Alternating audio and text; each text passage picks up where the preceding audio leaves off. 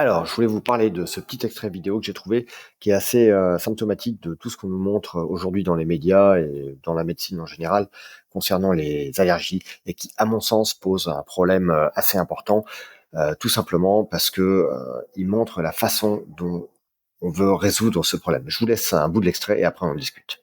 Une injection quelques semaines avant le début de l'exposition au pollen, 2 à 3 semaines suffisent, eh bien font mieux qu'un anti-allergique sans quasiment aucun effet Pas secondaire. pour la vie, ça dure 1 an, c'est ça? Exactement, mais ça dure qu'1 an. Mais la révolution, c'est que ça marche pour toutes les allergies et même les allergies alimentaires et même les allergies liées aux Il n'y a piqûres pas d'insectes. d'effet secondaire, il n'y a pas de... Non, Alors c'est un anticorps monoclonal, donc quand même, il faut se dire que c'est un traitement qui est un peu...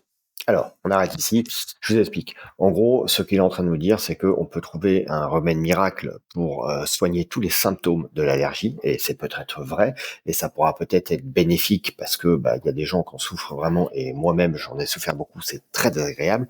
Cependant, le problème, c'est qu'en faisant ça, quand vous ne traitez que les symptômes, vous ne travaillez jamais les problèmes de fond. Pourquoi ces allergies se développent autant dans le monde occidental? Pourquoi elles explosent autant? Notamment tous les problèmes liés à l'alimentation, certes l'environnement, la pollution, etc. et les vraies solutions pour résoudre le problème de fond. Pour moi, il faut savoir que l'allergie, c'est un peu le canari dans la mine. C'est-à-dire que c'est l'indicateur qui va vous dire qu'il y a un problème, la goutte d'eau qui va faire déborder le vase.